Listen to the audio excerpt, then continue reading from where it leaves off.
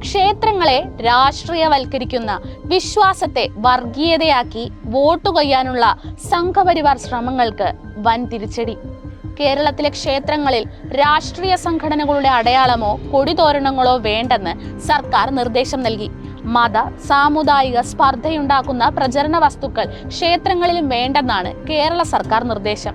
ദേവസ്വം ബോർഡുകളുടെ നിയന്ത്രണത്തിലുള്ളതും സർക്കാരിന്റെ സാമ്പത്തിക സഹായം കൈപ്പറ്റുന്നതുമായ ക്ഷേത്രങ്ങൾക്കാണ് നിർദ്ദേശം ബാധകമാകുക. ഏകവർണ്ണ പതാകയ്ക്കും രാഷ്ട്രീയ സംഘടനകളിലെ വ്യക്തികളുടെയോ സംഘടനകളുടെയോ ചിത്രങ്ങൾക്കുമാണ് വിലക്ക്. ഉത്സവകാലത്തുൾപ്പെടെ ഈ നിർദ്ദേശം ബാധകമാണ്.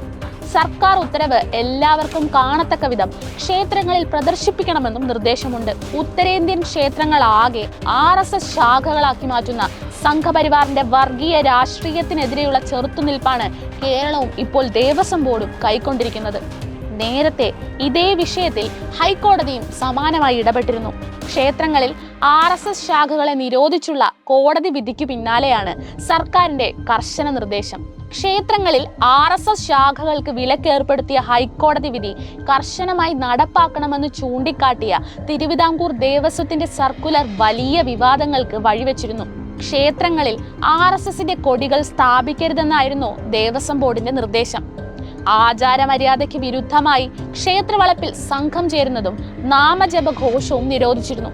ക്ഷേത്ര പരിസരത്ത് ക്ഷേത്രകാര്യങ്ങളുമായി ബന്ധമില്ലാത്തവരുടെ ചിത്രങ്ങൾ, ഫ്ലെക്സുകൾ, കൊടിതോരണങ്ങൾ, രാഷ്ട്രീയ സാമുദായിക സംഘടനകളുമായി ബന്ധപ്പെട്ട ചിഹ്നങ്ങൾ എന്നിവ സ്ഥാപിച്ചിട്ടുണ്ടെങ്കിൽ നീക്കം ചെയ്യണമെന്നും നിർദ്ദേശമുണ്ടായിരുന്നു.